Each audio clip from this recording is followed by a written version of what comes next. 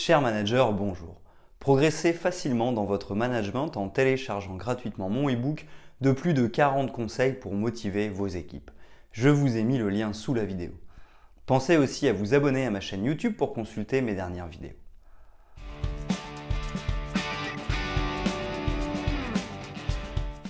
Une mauvaise ambiance au travail et c'est la productivité et les résultats qui chutent.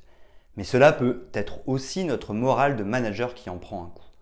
En effet, un cercle vicieux peut rapidement se mettre en œuvre. La mauvaise ambiance tue notre morale et celui de nos équipes, ce qui ne permet pas de créer une atmosphère de travail agréable. Pour autant, le cercle vertueux existe. Quand l'ambiance de travail est bonne, notre morale est au beau fixe, tout comme la productivité et les résultats. Tout ceci renforce une bonne ambiance sociale déjà existante et favorise également un climat de travail positif. Comme tout bon médecin, nous allons dans un premier temps chercher à identifier les symptômes de la détérioration de l'atmosphère de travail. Les équipes sont-elles plutôt épuisées et je constate des cas de burn-out? Les personnes sont-elles plutôt en dépression ou s'ennuient-elles au travail? Dans ce cas, je suis plus proche du bore-out. Les collaborateurs ne comprennent pas le sens de leur travail. Nous sommes peut-être plus proches du burn-out. Mais ce n'est pas tout. Conflits incessants, manque de respect régulier, communication coupée, harcèlement moral ou encore sabotage. Telles sont les attitudes que nous pouvons rencontrer lorsque l'ambiance au travail n'est pas bonne. Voici une méthode en 5 étapes pour essayer d'avancer dans ce genre de situation et repartir sur de bonnes bases.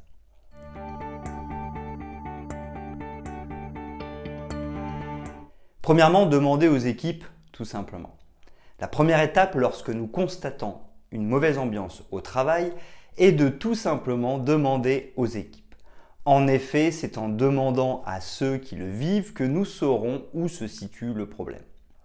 Cependant, je pense un peu dangereux d'évoquer la dégradation de l'ambiance au travail autour d'une réunion commune. Nous pourrions l'envisager un peu plus tard, mais pas au tout début. En effet, le risque serait que les personnes ne puissent pas en développant un malaise ou ne souhaitent pas parler librement. Un autre risque serait que ce que certains expriment en dérange d'autres. Nous arriverions à un conflit ouvert au sein de l'équipe qui n'est pas grave en soi. Le plus dur serait de le gérer sur l'instant car nous serions pris au dépourvu. A l'inverse, si nous menons notre enquête de manière individuelle autour de l'ambiance négative au travail, nous pourrions en savoir plus sans créer de vagues. Ainsi, nous aurions la possibilité d'anticiper et de mettre en œuvre un vrai plan d'action pour instaurer un climat de travail positif. En individuel, les personnes pourront parler plus librement, elles nous exposeront plus facilement les causes de la mauvaise ambiance. Une fois que nous aurions rencontré individuellement tous les membres de notre équipe, nous verrions plus clair sur l'atmosphère de travail qui y règne. Ainsi, nous saurions dans quelle direction aller pour créer une bonne ambiance et renforcer l'esprit d'équipe. Nous pourrions définir un plan d'action et ainsi agir sur la souffrance au travail, la mauvaise humeur et l'ambiance entre collègues.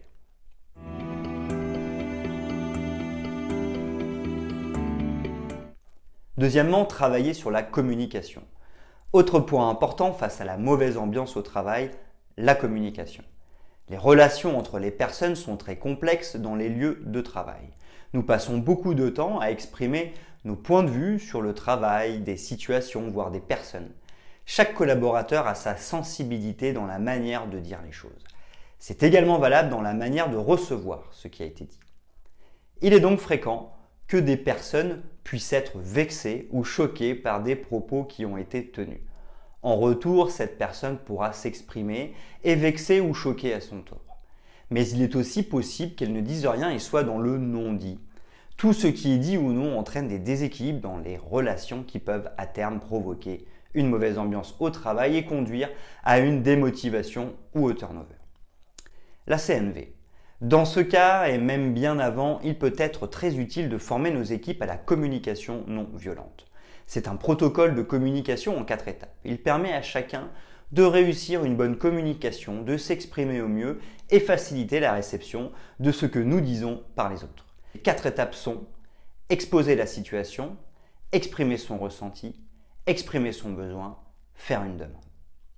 Les rencontres collectives.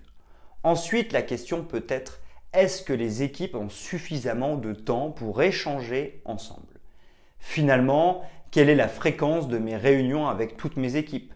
Tous les mois, trimestres, semestres, années. Avec du recul, nous prenons conscience de l'importance de l'organisation de travail et qu'une réunion mensuelle avec nos équipes peut sembler être le minimum. Mais d'autres occasions sont aussi possibles pour améliorer l'ambiance du groupe et renforcer la motivation des salariés.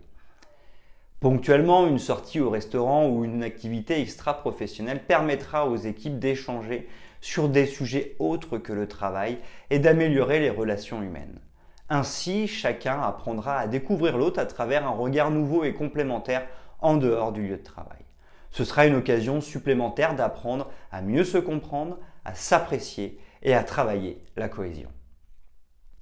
Gérer les conflits. Enfin, la mauvaise ambiance au travail peut résulter d'un ou plusieurs conflits qui n'ont pas été traités. En effet, le conflit n'est pas forcément agréable, mais il est le signe que chacun s'exprime. Avec la CNV, c'est encore mieux. Les attentes des salariés et les différences de point de vue sont mises sur la table. Cela ne peut être que bénéfique pour avancer, trouver des solutions et insérer une bonne ambiance. Cependant, il faut traiter le conflit et ne pas laisser le mal-être, les vexations, non-dits ou encore incompréhension sans y apporter de réponse ou sans donner de sens. La méthode Thomas Kilmann, que j'aborde dans un de mes articles, nous aidera à sortir du conflit et retrouver un environnement de travail positif. Pour le reste, il ne faudra jamais oublier d'écouter ses employés, notamment leurs ressentis. Ainsi, nous comprendrons mieux leur état d'esprit et nous pourrons mieux agir.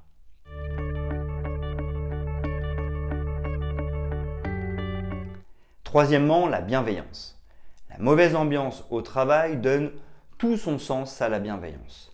Selon le Centre national de ressources textuelles et lexicales, la bienveillance, c'est une disposition généreuse à l'égard de l'humanité, qualité d'une volonté qui vise le bien et le bonheur d'autrui.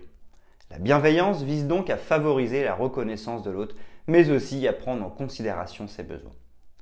Dans cette prédisposition, il est certain que les comportements des uns envers les autres seront bien meilleurs et favoriseront une bonne ambiance générale. Mais le plus dur est de mettre en œuvre cette bienveillance. Le manager a un rôle central à jouer. En effet, il devra impulser la démarche et incarner, de par son exemplarité, la bienveillance.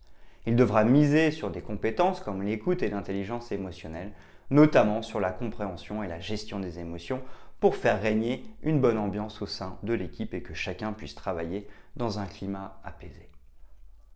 Il devra aussi s'assurer que les valeurs et la mission de l'équipe soient bien alignées avec la définition de la bienveillance pour éviter que des écarts ne surviennent.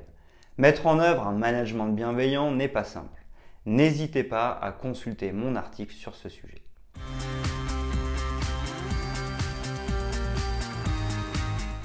Quatrièmement, le management participatif. Le management participatif est aussi un levier en cas de mauvaise ambiance au travail. En effet, faire participer pleinement les équipes et améliorer leur épanouissement dans leur quotidien professionnel permet de les impliquer pleinement et de les responsabiliser. Ainsi, parce qu'elles seront plus soucieuses et sensibles à leur vie professionnelle, elles seront encore plus vigilantes à la qualité de vie au travail. Mais parce qu'elles seront aussi pleinement responsabilisées, elles sauront que c'est à elles d'agir en cas de mauvaise ambiance au travail. La responsabilisation. De plus, dans le management participatif, les équipes ont la possibilité de décider et de mettre en œuvre le plan d'action qui va avec. Elles n'ont pas de pouvoir sur 100% des décisions, pourtant, le simple fait qu'elles puissent tout de même agir et décider sur certains aspects qui leur sont proches leur permettra d'avoir les moyens d'agir sur la mauvaise ambiance au travail. Les valeurs communes. En effet, comment travailler sur cette thématique si nous n'avons aucun levier d'action? Si seul le manager peut agir, la faute lui sera imputée, tout comme le maintien de la situation. A contrario, en cas de management participatif, les équipes qui auront le pouvoir de décider et d'agir n'auront d'autre solution que d'intervenir pour instaurer un environnement de travail agréable. En plus de développer la convivialité, le management participatif permet de définir ensemble les valeurs du groupe. Ainsi, collectivement, les personnes se mettent d'accord sur les règles du jeu en termes d'attitude et de comportement. Parce que chacun aura participé à l'élaboration des valeurs communes, chacun sera plus soucieux de les appliquer. Les comportements des uns envers les autres seront donc plus harmonieux. Les conflits diminueront et les tensions aussi.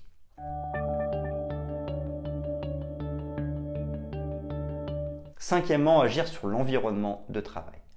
Enfin, n'oublions pas, l'environnement de travail pèse lourdement sur l'ambiance et la convivialité au travail. Imaginons des locaux sales où la peinture est en train de se détacher et où nous pouvons sentir une forte et désagréable odeur. Il sera difficile de maintenir une ambiance agréable.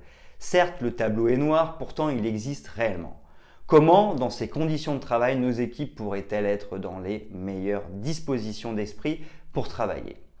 Même si elles aiment leur métier, elles pourraient traîner des pieds pour aller travailler par simple dégoût. A l'inverse, un cadre de travail chaleureux et propre impulsera un état d'esprit beaucoup plus convivial et une ambiance de travail agréable.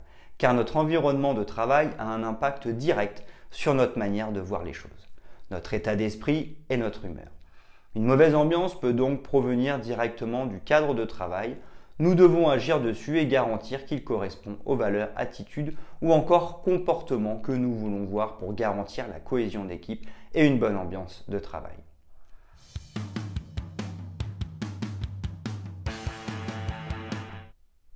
En conclusion, nous avons vu que pour agir sur la mauvaise ambiance au travail, nous pouvons nous appuyer sur nos équipes pour connaître leur point de vue, la communication pour faciliter les échanges, la bienveillance pour apaiser le climat social, le management participatif pour appliquer chacun et l'environnement de travail pour impulser un bon état d'esprit.